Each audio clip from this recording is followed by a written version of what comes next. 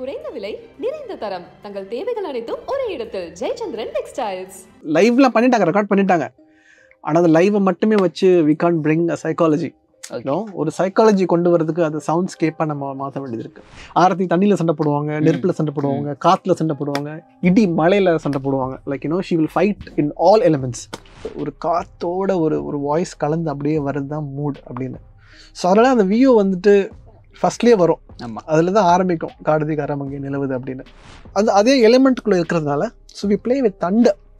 But but but but but Thunder. அதை தவிர வேறு எதுவுமே. அப்புறம் இந்த மக்களோட ஸ்ட்ரகிள். ஸோ இடி ஸ்ட்ரகிள். அப்புறம் ஆர்த்தியோட அந்த ஷவுட் வரும்போது you take out everything becomes same. அந்த இடத்த வந்து அவங்க மாற்றுறதுக்கான ஒரு ஃபோர்ஸ் தேவைப்படல. She is a force. ஏன்னா மக்களை வந்துட்டு ஷீ இஸ் டாண்டிங். லைக்னா அவங்க மக்களை வந்துட்டு ஷீ இஸ் எப்படியாவது இந்த இடத்த விட்டு அவங்க போயிடணும். எனக்கு தங்கலானுக்கு அப்புறம் எனக்கு ஒன்று என்ன தோணுச்சுன்னா, மக்கள் நிறையா சவுண்டுக்கான அவேர்னஸ் நிறைய வந்திருக்குன்னு சொல்லுவேன். ஏன்னா சவுண்டோட குவாலிட்டி பற்றி இப்போ பேசுகிறாங்கன்னா கண்டிப்பாக சவுண்டோட அவேர்னஸ் கண்டிப்பாக இருக்குது. அது ரொம்ப நல்ல விஷயம்னு பார்க்குறேன் நான். ஏன்னா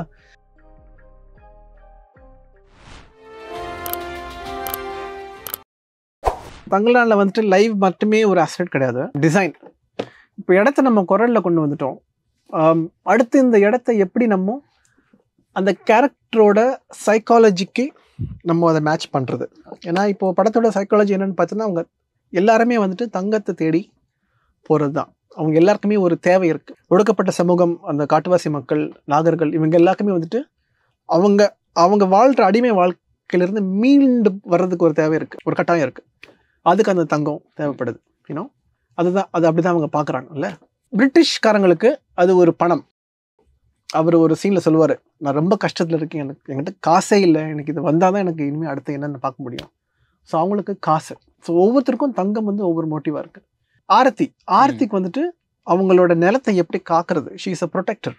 லைக் அவங்களுடைய சைக்காலஜி வந்துட்டு டு ப்ரொடெக்ட். ஓகே, அந்த இடத்தையும் அந்த இடத்தோட தூய்மையும் ப்ரொடெக்ட் பண்ணுறது. ஸோ ஒவ்வொருத்தருக்கும் ஒவ்வொரு தேவை இருக்குல்ல. ஸோ இந்த தேவை தான் சைக்காலஜி. இது எப்படி சவுண்டில் கொண்டு வரதுன்றது வந்து லைவ்லாம் பண்ணிட்டாங்க, ரெக்கார்ட் பண்ணிட்டாங்க.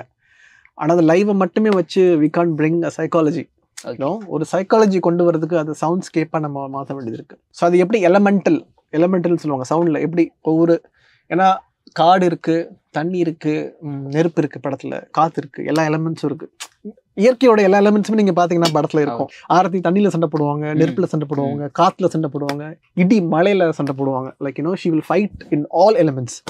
ஸோ இது எல்லாமே சவுண்டு ஸ்கிரிப்டில் இருக்கிறதுனால இது எல்லாமே வந்து சவுண்டுக்கு ஒரு மிகப்பெரிய காரணம். இப்போ ஒரு டேக் எடுத்துட்டோம், இதை நம்ம சரி பார்க்கணும்னு இருக்குல்ல, எல்லாம் கரெக்டாக இருக்கா அப்படின்னு பார்க்குறதுக்கு ஒரு அமைதியான ஒரு சூழலில் பார்க்க தான் முடியும். ஸோ அந்த ஸ்பாட்டில் எப்படி நீங்கள் பார்ப்பீங்க? ஸ்பாட்டில் இதுக்குன்னு வந்து நாய்ஸ் கேன்சலிங் ஹெட்ஃபோன்ஸ் நிறைய இருக்கும் லைவ்ல. they use lot of headphones. அவங்களுக்கு சுற்றி இருக்கிற நாய்ஸ் எல்லாம் கொஞ்சம் ஓரளவுக்கு அதை கட்டுப்படுத்தி உங்களோட வாய்ஸ் மட்டும் கேட்குற மாதிரி ஹெட்ஃபோன்ஸ் இருக்கும். அதே மாதிரி லைவ்ல வந்துட்டு உங்களுக்கு எல்லா ஷூட்லேயும் வந்துட்டு டேரக்டர்ஸ் ஒரு ஹெட்ஃபோன்ஸ் கண்டிப்பாக வச்சுருப்பாங்க. அவரும் கேட்பார். அதே மாதிரி டேரக்டர்ஸ் கேட்பாங்க. பூம் ஆப்ரேட்டர்ஸ் இருக்காங்கல்ல, மைக் ஆப்ரேட் பண்ண, அவங்களும் கேட்பாங்க. ஏன்னா அவங்களுக்கு தெரியணும் நம்ம என்ன எடுக்கிறோன்னு. அவங்க நீங்கள் சொல்ல போனால் ஒரு கேமராமேன் இருக்கிற ஃபோக்கஸ் புல்லர்ஸ் மாதிரி அவங்க. எக்ஸாக்ட்லி அதான் பண்ணுறாங்க அவங்க. they are focusing the artist with the mic. So they are audio focus pullers. Like in fact they are audio pointers ன்னு சொல்லலாம். லைக் அவங்க கேட்கணும். ஸோ இந்த ரெக்கார்டிஸ்ட் கண்டிப்பாக வச்சிருப்பாரு. அப்போ ரெக்கார்டிஸ்ட் அசிஸ்டன்ஸ் நீங்கள் எல்லாருக்குமே வந்து ஹெட்ஃபோன்ஸ் இருக்கும். அது எல்லாமே வந்துட்டு கொஞ்சம் சுற்றி இருக்கிற சத்தங்களை வந்துட்டு கட்டுப்படுத்தி அந்த ரெக்கார்டிங் மட்டும் உங்களுக்கு கிளியராக கேட்குற மாதிரியான ஒரு ஃபெசிலிட்டி இருக்கும் அதில். ஸோ அதில் நீங்கள் யூ கேன் அஷ்யூர் ரெக்கார்டிங் வந்து க்ளீனாக இருக்கா, உங்களுக்கு டிஸ்டோர்ஷன்ஸ் இருக்கா, ரொம்ப கம்மியாக இருக்கா, ரொம்ப அதிகமாக இருக்கா, அது நீங்கள் ஓரளவுக்கு சேஃப்டியாக எடுப்பாங்க. நார்மலாக ரெக்கார்டிங் வந்துட்டு ரொம்பவும் அதிகமாக எடுக்க மாட்டாங்க, ரொம்ப கம்மியாக எடுக்க மாட்டாங்க. ஒரு ஆவரேஜான லெவலில் மெயின்டைன் பண்ணுவோம். கன்சிஸ்டன்சின்னு சொல்லுவாங்க, ரெக்கார்டிங் கன்சிஸ்டன்சி. அதான் மெயின்டைன் பண்ண வேண்டியது இருக்கும். அதுக்கு அடுத்து இப்போ இந்த படங்களில் வந்துட்டு எக்ஸ்ட்ரா நாய்ஸஸ் அப்படின்னு நமக்கு எதுவுமே இல்லை. இப்போ நிறையா இந்தி படங்களில் பார்த்தீங்கன்னா நிறையா அர்பன் லொக்கேஷன்ஸ் இருக்கும். ஸோ டிராஃபிக் நாய்ஸஸ், ஹாங்ஸ், அப்புறம் இந்த நான் சொன்ன மாதிரி நிறையா ஹம்ஸ், எலக்ட்ரிக்கல் ஹம், இந்த மாதிரி நிறையா இருக்கும். ஷூட்டோட ஹம், இந்த ஷூட் யூனிட் இருக்குல்ல, நிறைய ஸ்டுடியோஸில் வந்துட்டு இந்த எலக்ட்ரிசிட்டி ஹம், அது ஒரு பெரிய ப்ராப்ளம். ஓகே, ஆனால் இப்போ இருக்கிற நாய்ஸ் கிளீனிங் சாஃப்ட்வேர்ஸ் நிறையா வந்துருச்சு. ஸோ இப்போ கிளீனிங் வந்து பெரிய பிரச்சனை இல்லை. ரொம்பவும் கம்மியான ஒரு லெவலில் பேசினா தான் அது ஒரு இஷ்யூ வரும். தங்களால் அது ஒரு இஷ்யூ ஒரு இடத்துல ரொம்பவும் கம்மியாக பேசியிருப்பார் அந்த இடத்துல. ஆனால் அந்த இடத்துல மட்டும் ஒரு சின்ன ஒரு நாய்ஸ் நம்மளுக்கு வந்துட்டு போகும். But it's only one spot அந்த மாதிரி. ஏன்னா ரொம்ப ஒரு மாதிரி விஸ்பரில் பயங்கரமாக பேசிட்டு இருப்பாரு. எங்களுக்கு வந்து அது வந்து ஒரு ஸ்டைலாக, தட் இஸ் ஒரு காடையன், தங்கலான், ஆரத்தி, ஆரன் இவங்க 4 பேரையும் கனெக்ட் பண்ணக்கூட ஒரு ஸ்டைலாக அது இருந்துச்சு. அதனால தான் படத்தோட பிகினிங்கில் வந்துட்டு நீங்கள் பார்த்தீங்கன்னா it opens with that voice. Actually அது ஸ்கிரிப்டில் கிடையாது. அது வந்து எனக்கு படம் பார்க்கும்போது என்ன தோணுச்சுன்னா, ஏன்னா இந்த வாய்ஸ் ஓவர் வருது இல்லை, இது படத்துக்கு நடுவில் திடீர்னு வரதை விட இதை நம்ம இன்ட்ரடியூஸ் பண்ணிட்டோம்னா கொஞ்சம் ஃபெமிலியர் ஆகிடுவாங்க. அப்படி இதான் மூட். ஒரு காத்தோட ஒரு வாய்ஸ் கலந்து அப்படியே வருது தான் மூட் அப்படின்னு. ஸோ அதனால அந்த வியூ வந்துட்டு ஃபர்ஸ்ட்லேயே வரும். ஆமாம், அதில் தான் ஆரம்பிக்கும் காடுதி காரமங்கை நிலவுது அப்படின்னு. ஸோ அது ஒரு படத்துக்கு ஒரு மூடை செட் பண்ணுது. ஏன்னோ இதில் ஏதோ ஒரு மிஸ்டிசிசம், லைக் ஏன்னோ யாரோ ஏதோ ஒன்று யாரையோ ஒரு கூக்குரலாவோ லைக் ஒரு சைக்காலஜியாவோ மனசுக்குள்ளேருந்து யாரோ ஒரு விஷயத்த சொல்கிறாங்க அப்படின்ற ஒரு தன்மை வருது. அதில் ஒரு டிஸ்கஷன் உங்களுக்கும் பாரஞ்சி சாருக்கும் இருக்கும். ஏன்னா இப்போ நாளைக்கு ஷூட் போகிறோம், இல்லாட்டினா நம்ம நெக்ஸ்ட் வீக் ஷூட் போகிறோம், இந்த சீன் தான் எடுக்க போகிறோம் அப்படின்னா இந்த சீனில் நம்ம என்ன மாதிரியான டிசைன்ஸ் பண்ணலாம் அப்படின்னு சொல்லி ஒரு கான்வர்சேஷன் போயிருக்கோம்ல சார். அது ஒவ்வொரு படத்தை ஆரம்பிக்கிறதுக்கு முன்னாடி ஒரு இயக்குனரோட வச்சுக்கிற ஒரு டிஸ்கஷன் தான். ஏன்னா இந்த எண்டு அது அவங்களோட படம். ஓகேனா நம்ம வந்து படத்துக்கு படம் தாவறோம். ஓகேனா அவங்க வந்து ஒரு படத்தை வந்து 2 வருஷம் 3 வருஷம் எடுப்பாங்க. ஒரு இயக்குனர்ஸ் ஒரு படம் வந்து அவங்க மைண்ட்லேயும் அவங்க கையிலையும் வந்துட்டு பல அட்லீஸ்ட் மினிமம் 2 இயர்ஸ் இருக்கும். நம்ம ஒர்க் பண்ணுறது வெறும் மாதங்கள் தான். ஆனால் அவங்க வந்து 2 வருஷம் கூட இல்லை, எப்பயோ அதை வந்து யோசிச்சு வச்சுருப்பாங்க, பல வருஷங்கள் அந்த எழுதியிருப்பாங்க. ஸோ அவங்களுக்குள்ளே இருக்கிற அவங்க ஏன் அந்த படத்தை அவங்க எடுக்கிறாங்க, அதுக்குள்ளே அவங்க ஏன்னா ஸ்கிரிப்டில் ஒரு சில லேயர்ஸ் எடுக்க முடிஞ்சிருக்கும், ஒரு சில லேயர்ஸ் அவங்களால எடுக்க முடிஞ்சிருக்காது, இதெல்லாம் சொல்ல முடிஞ்சிருக்கும், சில விஷயங்கள் அவங்களால சவுண்டில் சொல்லணும்னு ஆசைப்பட்டிருப்பாங்க. இந்த மாதிரி விஷயங்கள் எது அவர் சவுண்டில் சொல்லணும்னு ஆசைப்பட்டார், எது விஷயங்கள். ஏன்னா நமக்கு பார்க்குறது ஒன்று, கேட்குறது பல விஷயங்கள் நம்ம கேட்போம். லைக் ஆனால் பார்க்குறது இவ்வளோதான் பார்ப்போம், ஆனால் நம்ம கேட்குறது அவ்வளோ இருக்கும். லைக் ஆரத்தி வாய்ஸ் வரும், பாம்பு வரும், அது வரும், இது வரும், காற்று வரும், எதாவது வரும். இது எல்லாமே வந்துட்டு அவர் இந்த கேரக்டர்ஸை எப்படி டிசைன் பண்ணியிருக்காரு. நான் சொன்ன மாதிரி ஆர்த்தி எப்படி டிசைன் பண்ணாரு, கார்டியனை எப்படி டிசைன் பண்ணாரு. Like Guardian represents the history. Like அது அவரை டிசைன் பண்ணியிருக்காரு. அப்புறம் இந்த ஊர் மக்கள், இந்த கேரக்டர்ஸ் இவங்களாம் என்ன ரெப்ரசன்ட் பண்ணுறாங்க, இந்த பிரிட்டிஷ் கிளெமெண்ட், ஆர்த்தர் இவங்களாம் என்ன ரெப்ரசன்ட் பண்ணுறாங்க. ஸோ இவங்க எல்லாருக்குமே என்ன கேரக்டர் டிசைன், அதுதான் நான் தெரிஞ்சுக்க விரும்புவேன். எப்படி இவங்களை என்னவா நீங்கள் பார்த்தீங்க இங்கே எழுதும்போது, அது ஒரு இன்புட்டு. அப்புறம் இந்த இடமா எப்படி இருக்கணும், லைக் எங்கே வந்து இடத்துல வந்து எங்கே ஒரு பரபரப்பு இருக்கணும், எங்கே ஒரு அமைதி இருக்கணும், எங்கே ஒரு சலசலப்பு இருக்கணும், எங்கே இயற்கையோட தன்மை அதிகமாக இருக்கணும், எங்கே சுத்தமாக எந்த சவுண்ட் இருக்கக்கூடாது, எங்கே சைலன்ஸ் இருக்கணும், எங்கே மியூசிக் இருக்கணும். இது எல்லாமே வந்துட்டு டிஸ்கஸ் பண்ணுவோம்.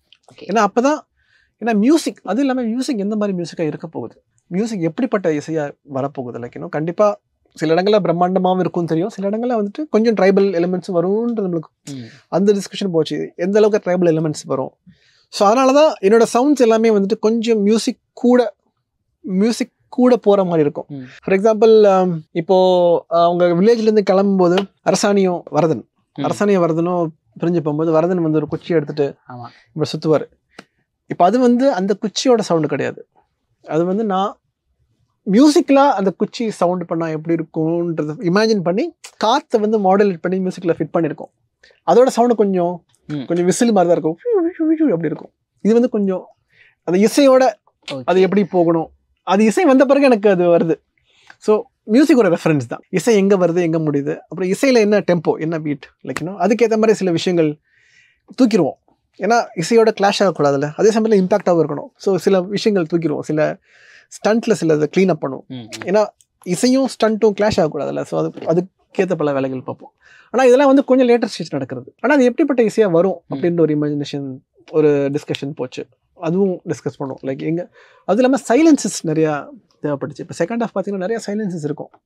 இன்னும் செகண்ட் ஹாஃபில் தான் நிறையா ஒரு இடத்துல அவங்க ஸ்தம்பிச்சு போகிறாங்க, அப்படி நிற்கிறாங்க, ஸ்டக் ஆகிடுறாங்க, உயிரிழப்பு நடக்குது. லைக் படத்தில் வந்து ஒரு சோகம், ஒரு இழப்பு, ஒரு தொலைஞ்சு போனது, ஒரு என்ன சொல்கிறது ஃப்ரஸ்ட்ரேஷன், எல்லாமே பல எமோஷன் வருது செகண்ட் ஹாஃபில். ஸோ இது எல்லாமே வந்துட்டு வெரி லேயர்டு இல்லையா. ஸோ இதை வந்து சைலன்ஸ் தான் வில் ஹெல்ப். ஏன்னா அதுக்கப்புறம் உங்களுக்கு ட்ராமா அப்படியே பீக் ஆகும், கிளைமேக்ஸ் வரைக்கும் போகும். ஆனால் கிளைமேக்ஸுக்கு முன்னாடி ஒரு சின்ன ஒரு அதுதான் எல்லாருமே வந்துட்டு சில நம்ம எப்போதுமே தமிழ் கமர்ஷியலாக படம் பார்க்குற ஆடியன்ஸ்க்கு வந்துட்டு ரொம்ப புதுசு சைலன்சஸ். கமர்ஷியல் ஃபிலிமில் வந்து சைலன்சஸ் ரொம்ப புதுசு டக்குன்னு லேக் செகண்ட் ஹாஃப் லேகா இருக்கு அப்படின்னு. ஆமா அது வந்து வெரி டெலிபரேட்லி கெப்ட் சைலன்சஸ். கத்தி ஊறி படம் ஃபுல்லா நம்ம மியூசிக்கை போட்டு கத்தி ஆர்ப்பரிக்க வேண்டிய அவசியம் இல்லை. லைக் படத்துக்குன்னு ஒரு இடத்துல நின்று அவங்க வந்து என்ன பண்றதுன்னு தெரியாம ஒரு நிலை இருக்கும்போது எப்படி நம்ம வந்து அந்த அதை கடகடன் கடக்கிறது லைக்கணும். எனக்கு தெரிஞ்சு இன்னுமே அது ஸ்லோவா இன்னுமே கொஞ்சம் ஸ்லோவா இருந்தா படத்தை ஃபீல் பண்ணிருக்க முடியுமோன்னு தோணுது. ஏன்னா கண்டிப்பா இந்த படம் வந்து 3 hours 4 hours நம்ம அந்த அளவுக்கு இருக்கு படம். ஏன்னா நம்ம கமர்ஷியலுக்காக நம்ம குறைக்கிறோம். பட் அதில் எவ்வளோ முடியுமோ அவ்வளோ நம்ம வைக்க வேண்டியதாக இருக்கு சைலன்ஸ். இல்லாட்டி நம்ம அந்த கிளைமேக்ஸை நம்ம ஃபீல் பண்ண முடியாது. ஆரத்தி வந்து பண்ற அந்த இதை வந்து நம்மளால ஃபீலே பண்ண முடியாது. அதனால தான் ஸோ இந்த கிராஃப் இஸ் இம்பார்ட்டன்ட். எங்க சைலன்ஸ், எங்க இசை, எங்க சவுண்ட் ப்ளே பண்ணணும், எங்க மியூசிக் அண்ட் சவுண்ட் சேர்ந்து கிளைமேக்ஸ்லாம் பார்த்தீங்கன்னா அப்படியே அடி. கிளைமேக்ஸ் ஃபைட் வந்து மேஜிக் ரியலிசம் மாதிரி டேலையும் நடக்கும், நைட்லயும் நடக்கும், அப்புறம் மிட் ஈவினிங்ல நடக்கும். இந்த 3 காலகட்டத்தில் நடந்து அந்த கிளைமேக்ஸ் ஃபைட் இருக்கும். சேம் விஷுவலாகவும் இருக்கும். ஸோ இந்த மாதிரி ஒரு சுச்சுவேஷன் வரப்ப அதுக்கு எப்படி சார் சவுண்டு டிசைன் பண்ண முடியும்? ஏன்னா நீங்க சொன்ன மாதிரி நைட்டில் ஒரு சவுண்ட் எஃபெக்ட் இருக்கும், டேல ஒன்று இருக்கும். ஸோ இதெல்லாம் வந்து எப்படி சார் டிசைன் பண்ணி? அது இனிமேல் நாங்கள் ஃபைண்ட் பண்ணலன்னு சொல்லுவோம். இன்னும் இட்ஸ் இன்கம்ப்ளீட் தான் என்ன பொறுத்த வரைக்கும். ஏன்னா அதுக்கு இன்னும் டைம் தேவைப்பட்டுச்சு. மியூசிக் ஒரு டைமென்ஷன் ப்ளே பண்ணுது. Music is giving action. இப்போ சவுண்டில் எப்படி அதை டிஃப்ரென்ஷியேட் பண்ணுறதுன்னா விஷுவலில் வந்து கட்ஸ் வச்சுட்டாங்க. லைட் டே. இப்போ சவுண்டில் வந்துட்டு எனக்கு அந்த மியூசிக்கை மீறி நம்ம நைட்டு இருட்டு பூச்சி பறவைன்னு வைக்கவும் முடியாது. அவ்வளோ இசை வந்து அப்படி நெருப்பு மாதிரி அங்கே இன்னும் பயங்கரமாக அப்படி பிளாஸ்ட் ஆகுது. ஸோ இதை கட் பண்ணி வர்றதுக்கு ஒரே வழி வந்தோம்னா இடி. ஸோ இடி தான் அங்கே என்னோட கட் பாயிண்ட்ஸ். ஸோ ஒவ்வொரு இடிக்கும் இரவு பகலாக மாறும், ஒவ்வொரு இடிக்கும் பகல் இரவாக மாறும். இடி டஷ் இடி பகல் இரவு. So that was only way to design that scene. ஏன்னா அதுக்கு முன்னாடியே வந்து இடியை நம்ம இன்டர்வல் யூஸ் பண்ணியிருப்போம். ஆர்த்தி வந்து அதான் அவங்க நேச்சரோட ஒவ்வொரு எலிமெண்ட்லையும் ஷி வில் பிளே. இன்டர்வல் வந்து அவங்க இடியா விளையாடி இருப்பாங்க. So it is all part of அதே எலிமெண்ட்டுக்குள்ள இருக்கிறதுனால so we play with thunder. But but but but but thunder. அதை தவிர வேறு எதுவுமே. அப்புறம் இந்த மக்களோட ஸ்ட்ரகிள். ஸோ இடி ஸ்ட்ரகிள். அப்புறம் ஆர்த்தியோட அந்த ஷவுட் வரும்போது you take out everything becomes same. She's across time, she's across day and night. So for her it is இப்போ நீங்க சவுண்டுக்கு சொன்னீங்க சார், ஆர்த்தியோட சத்தம் இல்லாட்டி ஆரனோட மனக்குரலுக்கு எல்லாத்தையுமே வந்து பல தலைமுறைகள் அவங்க வாழ்ந்தனால அந்த சவுண்டு நான் யூஸ் பண்ணினேன். ஸோ இந்த கிளைமேக்ஸ் போர்ஷன் வந்து day and night and evening நடக்கிறதுனால இதுக்கு எதுவும் ஒரு காரணம் இருக்கா சார்? இது பர்டிகுலரா அந்த ரீசன் வந்து அந்த இடத்த வந்து அவங்க மாத்துறதுக்கான ஒரு ஃபோர்ஸ் தேவைப்படல. She is a force. ஏன்னா மக்களை வந்துட்டு ஷீ இஸ் டாண்டிங். அவங்க மக்களை வந்துட்டு ஷீஸ் எப்படியாவது இந்த இடத்த விட்டு அவங்க போயிடணும், ஒரு பீதிக்குள்ள உருவாக்கணும் அப்படின்றது தான். So it is a tactic she uses. டக்குனு இடி it is a magical tactic she uses. Magic realism தான். பட் ஆனால் இதுல ஒரு நம்ம மைண்ட் டிஸ்ஓரியன்ட் ஆகும்ல. நைட்டு டே நீங்க நம்ம பாடி கிளாக்குன்னு ஒன்று இருக்குல்ல. டக்குன்னு இப்போ நம்ம ஊர்லேருந்து நீங்கள் வெளியூர் போயிட்டீங்கன்னா, யூரோப் போயிட்டீங்கன்னா இட்ஸ் பகல் டில் சம்மரில் இட்ஸ் பகல் டில் நைட் 10 o'clock. டக்குன்னு என்னடா அது 9 மணிக்கு பகலாக இருக்கு. நம்ம உடம்பு வந்து அது ரியாக்ட் பண்ணுறதுக்குள்ள. So it is a physical trauma தான். Okay. So what she inflicts is that it's that kind of trauma with the people. எப்படியாவது இவங்களை வந்து ஒரு வழி பண்ணி அனுப்பிச்சிடணும். So she plays with her mind தான். அந்த டே அண்ட் நைட்டு மாறுறப்பதான் அந்த ஒட்டுமொத்த மக்கள் அந்த குழியிலேருந்து வெளியே வருவாங்க. ஆமா, இவங்க 2 பேரும் மட்டும்தான் இருப்பாங்க. எல்லாருமே வந்துட்டு போயிடுவாங்க. அது வந்து அவ்வளோ டார்ச்சரஸான ஒரு விஷயம். அதை நீங்கள் யோசிச்சு பார்த்தீங்கன்னா டக்கு நைட்டு டேன்னு நம்ம ஒரு வாட்டி இந்த நமக்கு சென்னையில் வந்து ஒரு சோலார் எக்லிப்ஸ் வந்துச்சு, ஞாபகம் இருக்கா? அப்போயே வந்து திடீர்னு பகல் அவ்வளோ இருட்டு இருக்கும், ஒரு மாதிரியா இருக்கும். Like I don't know if you remember. டக்குன்னு நம்மளுக்கு வந்து உடம்புல வந்து வேற மாதிரி எனர்ஜி வந்துடும். So it is what the space. இயற்கை வந்து நமக்கு என்ன எவ்வளோ பவர்ஃபுல்லாக இருக்க முடியும். ஸோ ஆர்த்தி நம்ம இயற்கையை ரெப்ரசென்ட் பண்ணுறதுனால she holds that power. So அதனால தான் அந்த tactic she uses. She puts everybody like out of the place. Tamil சினிமாவில் டெக்னிக்கல் வைஸ் வந்து வளர்ச்சி அடைஞ்சிக்கிட்டு தான் இருக்கும். ஸோ அப்படி பார்க்குறப்ப கேமரா சைடு தான் சொல்லுவாங்க, இல்லாட்டி விஎஃப்எக்ஸ் சைடு சொல்லுவாங்க. ஆனால் சைலண்டாக ஒரு டிபார்ட்மெண்ட் வளர்ந்துகிட்டு இருக்குன்னா அது சவுண்ட் டிபார்ட்மெண்ட் தான். கண்டிப்பாக. எனக்கு தங்கலானுக்கு அப்புறம் எனக்கு ஒன்று என்ன தோணுச்சுன்னா, மக்கள் நிறையா சவுண்டுக்கான அவேர்னஸ் நிறைய வந்திருக்குன்னு சொல்லுவேன். ஏன்னா சவுண்டோட குவாலிட்டி பற்றி இப்போ பேசுகிறாங்கன்னா கண்டிப்பாக சவுண்டோட அவேர்னஸ் கண்டிப்பாக இருக்குது. அது ரொம்ப நல்ல விஷயம்னு பார்க்குறேன் நான். ஏன்னா அப்போ என்ன ஆகுதுன்னா, அஸ் அ டிசைனர் லைக் எனக்கு ஒரு ரெஸ்பான்சிபிலிட்டி வருது. ஓகே, எனக்கு மக்கள் அப்போது நோட் பண்ணுறாங்க. லைக் இட்ஸ் நாட் லைக் நம்ம ஏதோ ஒரு சவுண்டை போட்டு கடத்த முடியாது. ஸோ மக்கள் ஆடியன்ஸாக வந்து எவால்வ் வராங்க. எனக்கு தெரிஞ்ச டெக்னாலஜி வளர்ச்சியை விட மக்களோட ஆடியன்ஸோட அவேர்னஸ் ஐ திங்க் அது வளருது. அது வளர ஐ திங்க் கிரியேட்டர்ஸோட ரெஸ்பான்சிபிலிட்டி அதிகமாகுது. நம்ம கிரியேட் பண்ணுறது வந்துட்டு ஆடியன்ஸ்க்கு போய் கரெக்டாக போய் சேரலன்னா it becomes it does become problem you know. So as a creator நம்மளுக்கு ஒரு லேர்னிங்காக இருக்குது, இது ஒரு பெரிய லேர்னிங்காக இருக்குது. ஓகே நம்ம வந்துட்டு ஓகே ஸோ இதை நம்ம மைண்டில் வச்சுக்க வேண்டியதாக இருக்குது. லைக் யூனோ டெக்னாலஜி நம்ம it can keep growing, but idea how do you grow an idea from one film to another? அதை டெக்னாலஜி நம்ம யூஸ் பண்ணி நம்ம என்ன டெக்னாலஜி வேணால் யூஸ் பண்ணி அதை நம்ம கொடுக்கலாம், பட் அதை எப்படி கன்வின்ஸ் பண்ணுறது தான் I think that is the evolution. So in terms technology வளர்றதை விட எனக்கு தெரிஞ்சு நம்ம ஐடியாவை கண்டிப்பாக எவால்வ் ஆகிட்டு தான் இருக்கும். அதை ரிசீவ் பண்ணுறதுக்கும் சரி, அதை ப்ரெசென்ட் பண்ணுறதுக்கும் சரி. இப்போது யங் ஃபில்ம் மேக்கர்ஸ் அவங்க கொண்டு வர படத்தில் அவங்க எதிர்பார்க்குற சவுண்ட் வந்து நான் நெக்ஸ்ட் 2 படம் I'm working with 2 young film maker, new first come film makers. அவங்க இந்த உலகத்தை எப்படி பார்க்குறாங்க அது எனக்கு புதுசாக இருக்குது. எனக்கு அதுதான் க்ரோத், இதுதான் என்னோட evolution. I think it is also a personal journey, but கலெக்டிவாக இது எல்லாமே கலெக்டிவாக சினிமாவை மாற்றுது. Okay you know I think young film makers வர கண்டிப்பாக சவுண்டோட தன்மையும் டெஃபினட்டாக மாறும். That is the hope.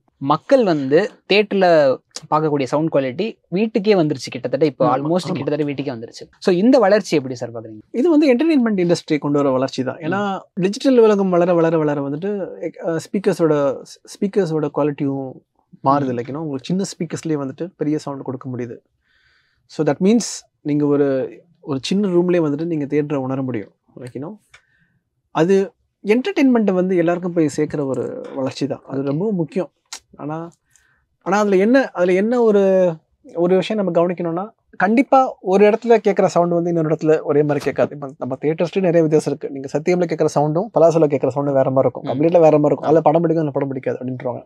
அதே மாதிரி ஒவ்வொரு வீட்டுக்கும் ஒவ்வொரு சவுண்ட் இருக்குது, ஒவ்வொரு இடத்துக்கும் ஒரு சவுண்ட் இருக்குது. எல்லாருமே வந்துட்டு அவங்கவுங்க சூழ்நிலையில் தியேட்டர் மாதிரி கேட்கணும்னு ஆசைப்பட்றாங்க. ஆனால் இதில் ஒரு விஷயம் என்னென்னா, இடம் தியேட்டர் மாதிரி ஆகலை, அவங்க தியேட்டர் மாதிரி ஃபீல் பண்ணணும். ஓகே வைக்கணும். ஸோ அதுதான் டெக்னாலஜி. இப்போ அதுக்கு வந்து ஸ்பீக்கர்ஸோட காலிப்ரேஷன், ஸ்பீக்கர்ஸோட மேக்கிங், அதுதான் அவங்க டெக்னாலஜி டெவலப் பண்ணிட்டாங்க. எப்படி வந்து ஒரு வியூவரை வந்து தியேட்டருக்குள்ளே நம்ம வீட்டிலேருந்து எப்படி தியேட்டருக்குள்ளே இன்வெஸ்ட் பண்ணுறது.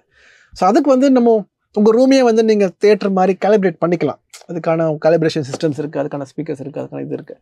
தியேட்டர் இஸ் ஆல்வேஸ் தியேட்டர் தான். நீங்கள் அந்த போய் அந்த ஒரு ஆம்பியன்ஸில் பார்க்குறதுக்கும் வீட்டில் பார்க்குறதுக்கு கண்டிப்பாக இன்றைக்குமே வித்தியாசம் இருக்க தான் செய்யுது. லைக் எவ்வளோ தான் நம்ம சின்ன ஸ்க்ரீனில் தியேட்டர் மாதிரி எக்ஸ்பெக்ட் பண்ணாலும் அது ஒரு ஆப்ஷன். பட் ஸ்டில் தேவி பேரடைஸோ ஒரு சத்தியமோ லைக் இந்த மாதிரி தியேட்டரில் படம் பார்க்குறதுக்கும் நம்ம வீட்டில் பார்க்குறதுக்கும் கண்டிப்பாக அவ்வளோ பெரிய ப்ரொஜெக்ஷன், அவ்வளோ பெரிய இது ஹோம் தியேட்டர்ஸ் இருக்குது. பட் ஸ்டில் மக்களோட பார்க்குறது இருக்குல்ல, மக்களோட என்ஜாய் பண்ணி நீங்கள் ஒரு என்டர்டெயின்மெண்ட் ஃபில்மோ ஒரு லைக் ஒரு கமர்ஷியல் படம் நீங்கள் போய் ஃப்ரெண்ட்ஸோட சேர்ந்து அது பிக்சர் மட்டும் இல்லைல்ல, இது ஒரு கல்ச்சர். காலங்காலமாக நமக்குள்ளே இருக்கிற ஒரு தியேட்டர் கோயிங், தியேட்டருக்கு போய் படம் பார்த்து ஒரு ஹாலிடேவை ஸ்பெண்ட் பண்ணுறது, ஒரு செலிப்ரேட் பண்ணுறது. லைக் ஒரு பர்த்டேனா ஃப்ரெண்ட்ஸ் நீங்கள் கூட்டிகிட்டு படத்துக்கு போவீங்க. Like couples go and watch films together. Like family will go watch family films together. It is a culture that I think I don't think any technology can break that. Sir இந்த ஸ்டுடியோக்குள்ள வந்ததுக்கு அப்புறம் அந்த தங்கலானோட stick இருக்கு. S. So அது எதுவும் sound make பண்றதான்னு கொண்டு வந்தீங்களா? இல்லை ஆக்சுவலி சவுண்ட் எடுக்கிறதுக்கு தான் கொண்டு வந்து வைக்க சொன்னேன் டீமை. ஆக்சுவலி அது ஸ்டுடியோவில் வந்த பிறகு எனக்கு என்ன தோணுச்சுன்னா, இதுக்கு அப்புறம் இப்படி ஒரு படம் பண்ணணும்னு எனக்கு தெரியல. ஏன்னா இது ஒரு life time opportunity to do a film like this. இந்த ஸ்கேலில் இந்த இன்டென்சிட்டியில் பண்ணுறது ஒரு டெஃபினட்டாக ஒரு ஒன் டைம் ஆப்பர்ச்சுனிட்டி நினைக்கிறேன். ஸோ அதோட ஒரு ஒரு மெமரியா இருக்கட்டுமே தான் இது வந்து இட் ரிமைண்ட்ஸ் மீ. அதுவும் இல்லாமல் ஸ்டுடியோவில் இது வந்து ஒரு இன்ட்ரெஸ்டிங் எனர்ஜியாக இருக்குது. அது வந்து எனக்கு கொஞ்சம் சம்டைம்ஸ் எனக்கு ஒரு பயங்கர மோட்டிவேஷனாக இருக்கும். சில சமயம் ஐ எம் ஸ்டக், ஏதாவது அப்படியே பார்த்துக்கிட்டே இருப்பது, அப்படியே என்ன பண்ணலாம். So both as a memory, as an inspiration, அப்புறம் as a token of love from the team also I keep it. Artist dialogue பேசி முடிச்சிட்டாங்க, சீன் எடுத்தாச்சு. இப்போ அந்த சீன்ல ஏதாச்சும் ஒரு இடத்துல வந்து ஒருத்தருங்க தண்ணியில நடக்கிற சவுண்ட் இருக்கலாம், ஏதாச்சும் ஒரு சவுண்டை மிஸ் பண்ணியிருப்போம். அந்த மாதிரி சவுண்டெல்லாம் எப்படி நீங்க கேப்சர் பண்ணக்கூடியது? அது வந்து இப்போ ஃபாலின்னு சொல்லக்கூடிய ஸ்டுடியோ பேஸ்ட் ரெக்கார்டிங். ஃபாலி ஆர்டிஸ்ட் என்ன பண்ணுவாங்கன்னா, அவங்க வந்துட்டு ஃபுல் படத்துல இருக்கிற இந்த மாதிரி சின்ன சின்ன நடக்கிறது, தண்ணியில கால் வைக்கிறது, இந்த நிலத்துல கால் வைக்கிறது, மண்ணில் கால் வைக்கிறது, அது எல்லாமே ஸ்டுடியோல நம்ம ரீக்ரியேட் பண்ணிடுவோம். அது ஒரு normal sound design, part of the sound design process தான். அது ஏன் இம்பார்ட்டன்ட்னா, ஏன்னா இந்த மாதிரி படங்களுக்கு இப்போ இதே நிலத்தை வந்து அவங்க ஃபாலியில் ரீக்ரியேட் பண்ணணும், அந்த குத்துறது. ஸோ அவங்க என்ன ஃபாலியில் அவங்க என்ன பண்ணியிருக்காங்கன்னா, இதே மாதிரி ஒரு நிலத்தை வந்து ஒரு கிரவுண்டை வந்து ரீக்ரியேட் பண்ணியிருக்காங்க. ஒரு 4x4 அடியில வந்துட்டு மண்ணை அதுக்கு போட்டு. மண்ணை போட்டு நிரப்பி இதே மாதிரி கல்லு பாறை ஒரு சின்ன போர்ஷனை வந்து இந்த நிலமா மாத்திட்டாங்க. ஓகே. ஸோ அதுக்குள்ள ஹோல் படத்தோட அவங்க நடக்கிறது, போறது, இடிக்கிறது, கல் விழுறது, கல் அடிக்கிறது எல்லாமே அதில் அவங்க பண்ண முடிஞ்சது. ஒரு அந்த செட்டப்பை முடிச்சுட்டு தண்ணி அடுத்த செட்டப் போவாங்க. ஸோ ஃபாலியில் ஒவ்வொரு ஒவ்வொரு நிலமா வந்துட்டு அவங்க அட்ரஸ் பண்ணுவாங்க. ஓகே. அப்புறம் இந்த ஆரம்பத்தில் இருக்கிற அந்த புல், அந்த வயல், அந்த அந்த நெல், அந்த ஆமா அந்த காஞ்ச புல்லை வந்துட்டு அவர் இது பண்ணி போடுவார்ல, அப்படியே அதை எடுத்து தூவி போடுவார். அதுல ஒரு ரிச்னஸ் இருக்கும். ஏன்னா அடுத்த சீன் அது எரிய போகுது, அது அப்படியே பத்திட்டு எரிய போகுது. அந்த அந்த புல் வந்து அவ்வளோ ரிச்சா இருக்கும் ஃபாலியில பாத்தீங்கன்னா.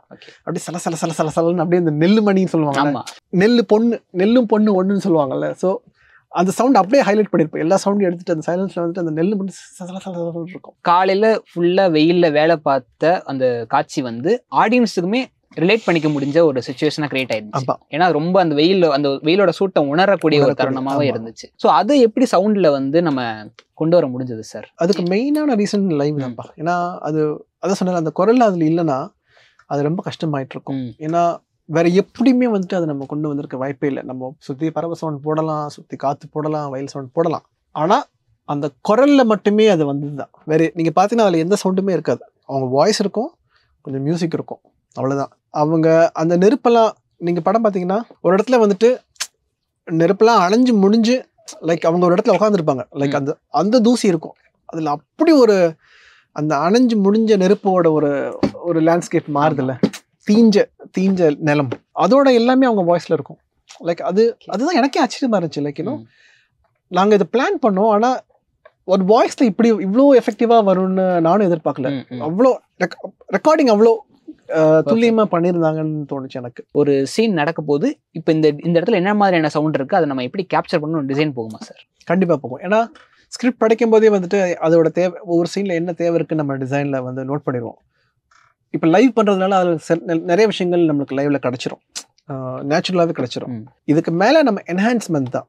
ஏன்னா நம்ம சொன்ன மாதிரி நம்ம ஹீரோ பேஸ்ட் ஃபிலிம் ஒர்க் பண்றோம். நம்ம லைவை ராவாகவும் விட முடியாது. அதை வந்து தியேட்டர்ல கொண்டு போய் நம்ம அதை கொஞ்சம் என்ஹான்ஸ் பண்ணி கொஞ்சம் சேர்க்க வேண்டியதா இருக்கு. ஓகே. இல்லாட்டி it becomes a documentary, you know. So அதான் ஃபிக்ஷனுக்கும் டாக்குமெண்ட்ரிக்கு அதான் வித்தியாசம். ஃபார் எக்ஸாம்பிள் நான் சொன்னல அந்த நெல் அவ தூவி போடுற சவுண்ட் வந்து நீங்க லைவ்ல அவ்வளோ ஷார்ப்பா இருக்காது, ரொம்ப இதா இருக்கும். ஆனா நம்ம கொஞ்சம் என்ஹான்ஸ் பண்ணிருப்போம். ஏன்னா அதுல ஒரு டிராமா தேவைப்படுது. அதே மாதிரி ஏன்னா அவங்களுக்கு அது முக்கியம். ஸோ அதோட சவுண்ட் எஃபெக்ட் நம்ம காட்டியாகணும். அந்த மாதிரி ஸோ எந்தெந்த சவுண்ட்ல எங்கெங்க எப்பப்போ டிராமா தேவைப்படுது அப்படி. ஏன்னா அவங்க நெல் அறுக்கும் போது அது கொஞ்சம் என்ஹான்ஸ்டா இருக்கும், அந்த கட்டிங் கொஞ்சம் எக்ஸ்ட்ராவா இருக்கும். ஓகே. ஸோ அது அப்புறம் நீங்க பாத்தீங்கன்னா இப்போ நம்ம டிசைன் பண்ணும்போது உதவி இயக்குனர்கள்லாம் ஒரு விஷயம் சொன்னாங்க. சார் நம்ம நெல் அறுக்கும் போது நிறைய பறவைகள் இருக்கும் சார். ஏன்னா பறவைகள் வந்து அந்த நெல்லுக்காக வரும், ஏன்னா அந்த நெல் சாப்பிட்றதுக்காக வரும். ஸோ அது ஒரு டீட்டெயில் சொன்னாங்க. ஸோ அந்த சீனில் வந்து அவ்வளோ பறவைகள் அங்கங்கே குட்டி குட்டியாக இருக்கும், அப்படியே மூவ் ஆகிட்டு இருக்கும். ஸோ இதெல்லாம் வந்துட்டு ஒரு சைக்காலஜி தான். லைக் இன்னும் இது எல்லாமே இயற்கையாக இருக்குது, ஆனால் நம்ம மிஸ் பண்ணியிருப்போம் இந்த டீட்டெயில்லாம். லைக் இன்னும் அந்த வகையில் உதவி இயக்குநர்கள் வந்துட்டு பயங்கரமாக இதில் வேலை பார்த்துருக்காங்க. அவங்களுக்கு ஏன்னா ஒரு இயக்குனராக வந்துட்டு அவர் ஒரு போஸ்ட் ப்ரொடக்ஷனில் வந்துட்டு அவர் பல வேலைகள் இருப்பார். மியூசிக் போகுது, சிஜி போகுது, டிஐ போகுது. அந்த சமயத்தில் வந்துட்டு நமக்கு எப்போதுமே கை கொடுக்கறது உதவி இயக்குனர்கள். அவங்க சில டீட்டெயில் சொல்லுவாங்க. அவங்க ஒரு ரிசர்ச் பண்ணியிருப்பாங்க ஒரு படத்துக்கு. ஒவ்வொருத்தரும் நிறைய பேருக்கு அந்த நிலத்தோட ஒரு ஃபெமிலியாரிட்டி இருக்கு, நிறைய ஒரு க்ளோஸ்னஸ் இருக்குன்னு வச்சுக்கோங்களேன். அது வந்து ரொம்பவும் உதவியாச்சு. லைக் இந்த இடம் ஏன்னா அவங்களுக்கு கரெக்டாக இருந்துச்சு சார், இந்த இடம் கரெக்டாக இருக்குது. லைக் வயல்வெளியும் தெரியுது. லைக் ஏன்னா அவ்வளோ அந்த பறவைகள், அந்த நெல் மணியை சத்தம் நடக்கிறது, அந்த மாட்டு வண்டி வர்றது, லைக் அது எல்லாமே வந்துட்டு அவ்வளோ நேச்சுரலாக பண்ண முடிஞ்சது. காரணம் அவங்களால அதை வந்து கனெக்ட் பண்ண முடிஞ்சது. சார் ஆரத்தியோட சவுண்ட் நீங்கள் தான் கொடுத்தீங்க சொன்னீங்களே. ஸோ அந்த சவுண்டு கொடுத்தீங்கன்னா அதோட இன்டர்வியூ முடிச்சலாம் சார். இது வரைக்கும் தெரியாது நீங்க தான் சவுண்ட் கொடுத்தீங்க, யாருக்குமே தெரியாது. தண்ணி கலக்கிற சவுண்ட் எந்த இவ்வளவு நேரத்தை ஒதுக்கி எங்களுக்காக இவ்வளவு டீப்லி ஒரு கான்வர்சேஷன் ரொம்ப நன்றி sir. Thank you so much. Thank you.